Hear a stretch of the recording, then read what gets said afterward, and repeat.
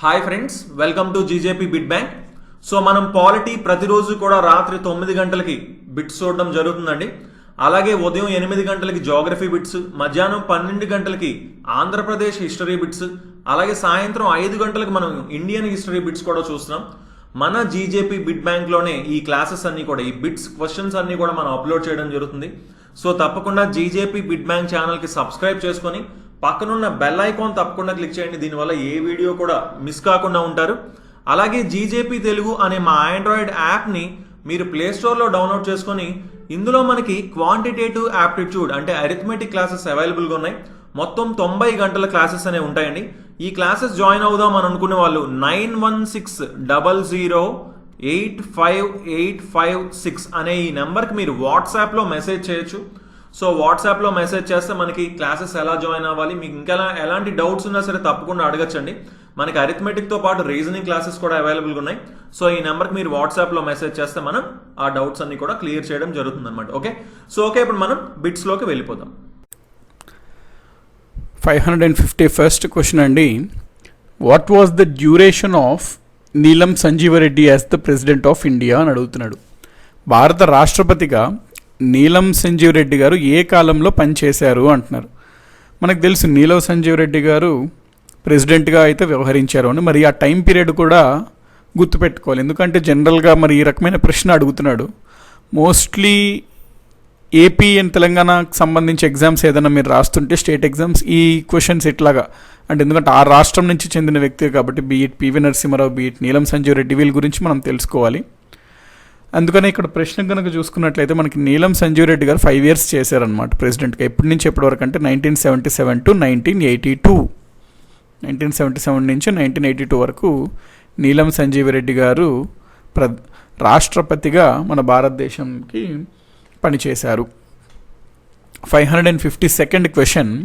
Who among the following does not give his resignation to the president of India? కింద వాటిలో ఎవరు తన రాజీనామాను భారత రాష్ట్రపతికి ఇవ్వరు అని అడుగుతున్నాడు. అంటే కింద ఇచ్చిన 4 రాజీనామా చేయాలనుకుంటే వారి యొక్క రాజీనామా పత్రాన్ని రాష్ట్రపతికి అందజేస్తారు. అయితే ఒకరు మాత్రం రాష్ట్రపతికి అందజేయడం అనేది కింద ఇచ్చిన వాటిలో ఉండదు. అది ఎవరు అని అడుగుతున్నాడు. ఇక్కడ మనకి అటార్నీ జనరల్ కనుక చూసుకున్నట్లయితే ఇతను రాష్ట్రపతి చేత నియమించబడతాడు. ఇతను ఒకవేళ రిజైన్ చేయాలనుకున్నా ఇతను తన రాజీనామా పత్రాన్ని రాష్ట్రపతికే ఇస్తాడు. గవర్నర్స్ చూసుకుంటే గవర్నర్లు కూడా రాష్ట్రపతి చేత నియమించబడతారు. మరి అదేవిధంగా గవర్నర్లు ఒకవేళ రాజీనామా చేయాలి అనుకుంటే రాష్ట్రపతికి వారి యొక్క రాజీనామా పత్రాన్ని అందజేస్తారు. CAG controller and auditor general, ఇతను కూడా రాష్ట్రపతిని నియమించడం జరుగుతుంది. మరి ఇతను ఒకవేళ రాజీనామా చేయాలనుకుంటే ఇతను కూడా రాష్ట్రపతికే ఇస్తాడు.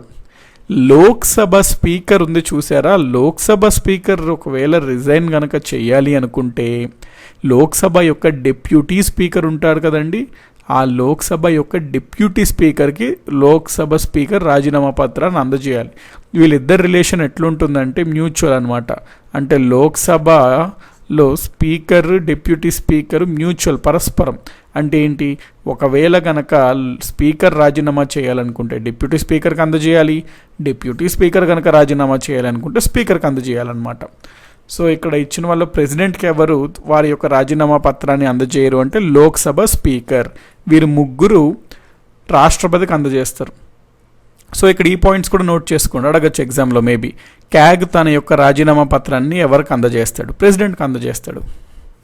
సో ఈ క్వశ్చన్ క్లియర్ కదండి, లోక్సభ స్పీకర్ అనమాట. 553rd question. లోక్సభ స్పీకర్ ప్రమాణ స్వీకారం ఎవరు, లోక్సభ స్పీకర్కి ఎవరు చేయిస్తారు ప్రమాణ స్వీకారం అంటున్నాడు. ప్రైమ్ మినిస్టరా, ప్రెసిడెంటా, సుప్రీంకోర్టు యొక్క ప్రధాన న్యాయమూర్త? అసలు లోక్సభ స్పీకర్కు సపరేట్గా ఓత్ అనేది ఏమి ఉండదా అని అడుగుతున్నాడు. మనకి లోక్సభ స్పీకర్ చూసుకున్నట్లయితే సపరేట్గా ప్రమాణ స్వీకారం ఏముండదండి. నో సపరేట్ ఓత్ అనమాట, ప్రమాణం లేదు, నో సపరేట్ ఓత్. పాయింట్ గుర్తుపెట్టుకోండి. 554th question. Which of the following articles is called the soul of the constitution by the doctor Ambedkar. మనకి రాజ్యాంగంలోని చాలా ఆర్టికల్స్ ఉన్నాయి. అందులో మరి ఒక ఆర్టికల్ని డాక్టర్ అంబేద్కర్ గారు రాజ్యాంగం యొక్క అంతరాత్మగా వ్యవహరించారనమాట. భారత రాజ్యాంగానికి హృదయం అంతరాత్మ వంటిది ఆ ఆర్టికల్ అని అభివర్ణించారు. ఏ ఆర్టికల్ అది?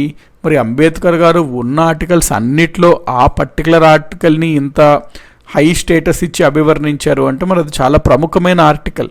ఏంటి అది అంటే ఆర్టికల్ 32, ఆర్టికల్ 32. ఆర్టికల్ 32 మనకి ఏం తెలియజేస్తుందండి? ఎప్పుడైనా మన ప్రాథమిక హక్కులు గనక ఉల్లంఘించబడితే మనము డైరెక్ట్గా సుప్రీంకోర్టుకి ఆశ్రయించగలము. ఈ సుప్రీంకోర్టు ఏమో మన హక్కులను పరిరక్షించడం కోసం రిట్లను జారీ చేస్తుంది. ఈ రిట్లు ఎన్ని ఉంటాయి? మొత్తం 5 ఉంటాయి అన్నమాట. ఏవేవవి? Habeas corpus, prohibition, certiorari, quo warranto, mandamus, ఇట్లాగా మనకి మొత్తం 5 రిట్లు ఉంటాయి. సో ఆర్టికల్ 32ని మరి అంబేద్కర్ గారు అభివర్ణించారు. ఎందుకు ఇంత ఇంపార్టెన్స్ దీనికి ఇచ్చారు అంటే మనకి ఎన్ని ప్రాథమిక హక్కులు ఉన్నా ఆ ప్రాథమిక హక్కులను పరిరక్షించే ఆర్టికల్ ఉంటుంది చూడొచ్చారు, అది మరి చాలా ఇంపార్టెంట్ కదా. అందుకని అంబేద్కర్ గారు 32వ అధికరణను భారత రాజ్యాంగం యొక్క అంతరాత్మ మరియు హృదయంగా వర్ణించారు. 555th question, which of the following article remains in force during the national emergency? జాతీయ అత్యవసర సమయంలో కూడా ఏ ఆర్టికల్, ఏ అధికరణ అనేది అమల్లో ఉంటుంది అని ప్రశ్న ఇక్కడ అడుగుతున్నాడు. మనకి జాతీయ అత్యవసరం గురించి ప్రస్తావించే ఆర్టికల్ ఏది? ఆర్టికల్ 352. సో ఆర్టికల్ 352 జాతీయ అత్యవసర పరిస్థితి గురించి ప్రస్తావిస్తుంది. జనరల్గా అయితే మనకి జాతీయ అత్యవసర పరిస్థితి అంటే చాలా సివియర్ కండిషన్, సిచ్యువేషన్ అనమాట. మరి అట్లాంటి సందర్భంలో దాదాపుగా అన్ని ప్రాథమిక హక్కులు అనేవి సస్పెండ్ అవుతాయి. కానీ 2 పర్టికులర్గా ఆర్టికల్స్ మాత్రం ఎప్పటికీ సస్పెండ్ అవ్వవు. జాతీయ అత్యవసర పరిస్థితుల్లో కూడా, నేషనల్ ఎమర్జెన్సీ అప్పుడు కూడా పర్టికులర్గా 2 ఆర్టికల్స్ ఉంటాయి. అవి ఎప్పుడు సస్పెండ్ అవ్వవు. ఏంటేంటి అవి అంటే ఆర్టికల్ 20 అనేది ఒకటి, నెక్స్ట్ 21 అనేది ఇంకొకటి. సో ఆర్టికల్ 20 మరియు ఆర్టికల్ 21 ఈ 2 ఎప్పటికీ రద్దు కావు, సస్పెండ్ చేయబడవు. కాబట్టి ఇక్కడ ఇచ్చిన ఆప్షన్స్లో 21 ఒకటే ఇచ్చాడు. కాబట్టి ఆర్టికల్ 21 అనేది జాతీయ అత్యవసర పరిస్థితుల్లో కూడా మనకి అమల్లోనే ఉంటుంది. 556th question, article 18 of the Indian constitution deals with అంటున్నాడు. మనకి ఆర్టికల్స్ అనేది కంపల్సరీ, మనం కొన్ని ఆర్టికల్స్ ఉంటాయండి స్టాండర్డ్, అవి గుర్తుపెట్టుకోవాలి కంపల్సరీ. ఎందుకంటే డైరెక్ట్గా అడుగుతున్నాడు ఎగ్జామ్స్, ఆర్టికల్స్ డైరెక్ట్గా అడుగుతున్నాడు క్వశ్చన్స్ ఎగ్జామ్స్లో ఆర్టికల్స్ మీద. ఆర్టికల్ 18 ఏం తెలియజేస్తుంది, ఆర్టికల్ 44 ఏం చెప్తుంది, ఆర్టికల్ 50 ఏం చెప్తుంది. సో ఆ రకమైన మరి అడుగుతున్నాడు కాబట్టి మనకి అట్లీస్ట్ ఆర్టికల్ యొక్క మెయిన్ హెడ్డింగ్ తెలియాలండి.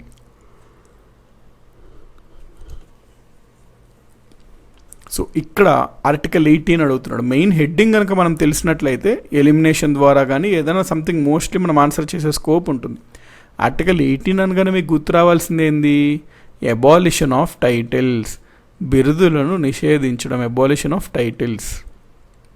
సో ఇక్కడ అన్టచబిలిటీ కాదు కదండి, అన్టచబిలిటీ గురించి ప్రస్తావించేది 17 అనమాట. సో అబాలిషన్ ఆఫ్ టైటిల్స్ ఉంది కదా, శీర్షికల రద్దు, బిరుదులు అనేది రద్దు, దీని గురించి మాట్లాడుతుంది 18వ నిబంధన ఆర్టికల్ బి అనమాట answer. 557th question, a money bill passed by the Lok Sabha is deemed to have been passed by the Rajya Sabha also when no action is taken by the upper house within. Lok Sabha ఆమోదించిన money బిల్లును రాజ్యసభ ఆమోదించినట్లుగా పరిగణించబడుతుంది ఎప్పుడు ఎగువ సభలో ఎటువంటి చర్య ఇన్ని రోజుల్లో తీసుకోకపోతే అనేది ప్రశ్న మనకి. ఇక్కడ చూడండి, మనీ బిల్ గురించి నేను మీకు చెప్తాను. ఒక బిల్లు మనీ బిల్లా కాదా అని చెప్పి స్పీకర్ ధృవీకరిస్తారు. స్పీకర్ ధృవీకరిస్తే ఫైనల్ అనమాట, ఆ బిల్లు మనీ బిల్ అవుతుంది. మనీ బిల్కి సంబంధించి ఫస్ట్ పాయింట్ ఏం గుర్తుపెట్టుకోవాలి అంటే ఇది కేవలం లోక్సభలో మాత్రమే ప్రవేశపెట్టగలము, నెంబర్ 1. అయితే లోక్సభలో పాస్ అయిన తర్వాత రాజ్యసభకి వెళ్తుంది, వెళ్ళదు అని కాదు, వెళ్తుంది. కాకపోతే రాజ్యసభలో మనకి దీనిపైన ఎటువంటి ఓటింగ్ ఉండదు, కేవలం చర్చలు, డిబేట్స్, డిస్కషన్స్ మాత్రమే ఉంటాయి. అది సెకండ్ పాయింట్.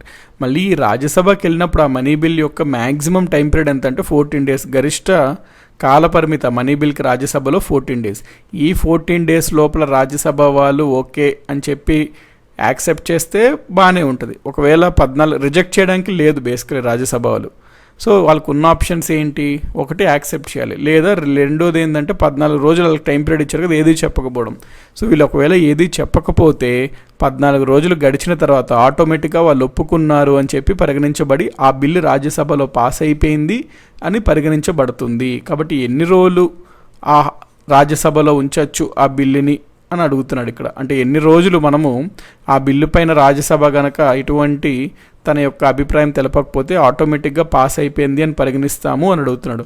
సో 14 రోజుల లోపల మనకి రాజ్యసభ గనక ఎటువంటి తన యొక్క అభిప్రాయం తెలపకపోతే ఆటోమేటిక్గా పాస్ అయిపోయింది అని చెప్పి మనము పరిగణంలోకి తీసుకుంటాం మనీ బిల్ని. 558th question, who decides whether a bill is a money bill or not?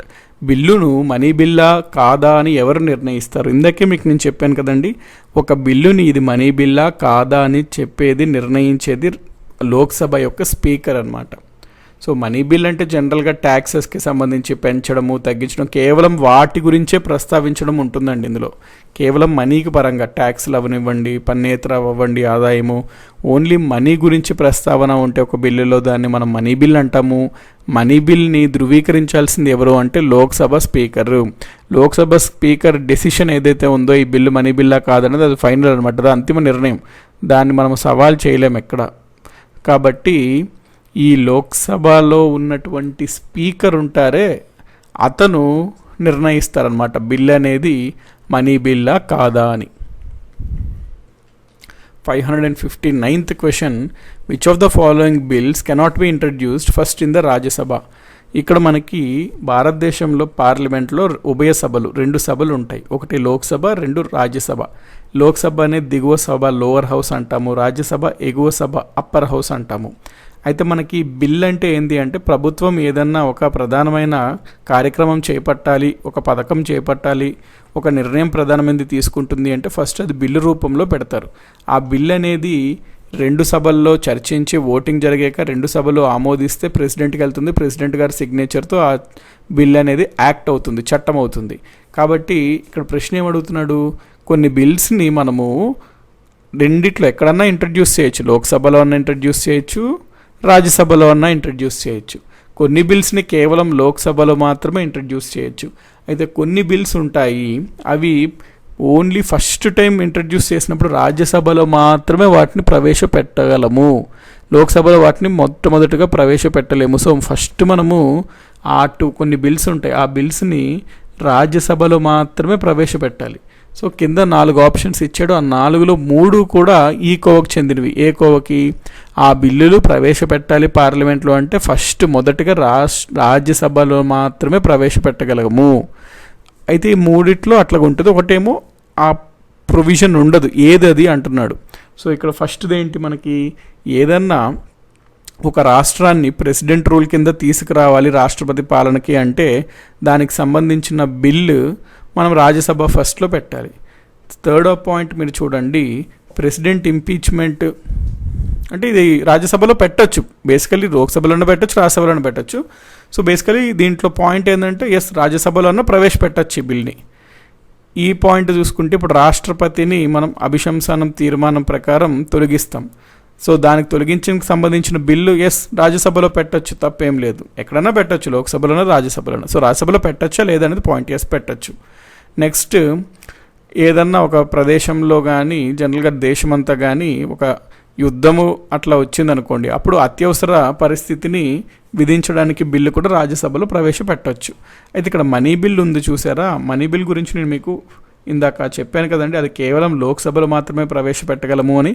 అందుకని చేత ఇక్కడ మనీ బిల్ని మనము మొట్టమొదటిగా రాజ్యసభలో ప్రవేశపెట్టలేము. So B is the correct answer. 560th question, the central administrative tribunals is passed in. మనకి క్యాట్ అంటామండి వీటిని, సెంట్రల్ అడ్మినిస్ట్రేటివ్ ట్రిబ్యునల్ అనమాట. ట్రిబ్యునల్ అంటే జనరల్గా క్వాసీ జ్యుడిషియరీ, అంటే సమన్యాయ వ్యవస్థలు లాంటివండి ఇవి. ఆల్మోస్ట్ న్యాయ వ్యవస్థలు లాంటి విధులే ఉంటాయి, కాకపోతే ఇది పరిపాలన అడ్మినిస్ట్రేషన్గా ఉంటాయి అన్నమాట వీటి యొక్క judiciary system, quasi judiciary system. So ఇది ఎప్పుడు ఏర్పాటు అయ్యింది, ఈ చట్టం ఎప్పుడు పాస్ అయింది అని ప్రశ్న అడుగుతున్నాడు. మనకి సెంట్రల్ అడ్మినిస్ట్రేటివ్ ట్రిబ్యునల్ అనేది 1985లో పాస్ అయిందండి. 1985 గుర్తుపెట్టుకోండి, 1985లో పాస్ అయింది. So okay guys, thanks for watching. So మనం ఈ రోజు ఒక 10 క్వశ్చన్స్ చూడడం జరిగింది. సో రేపు మరొక 10 క్వశ్చన్స్ చూద్దాం. సో తప్పకుండా ఈ వీడియోస్ నచ్చితే లైక్ చేయండి అండ్ మీ ఫ్రెండ్స్ అందరికీ తప్పకుండా షేర్ చేయండి. So thanks for watching and have a nice day. Bye.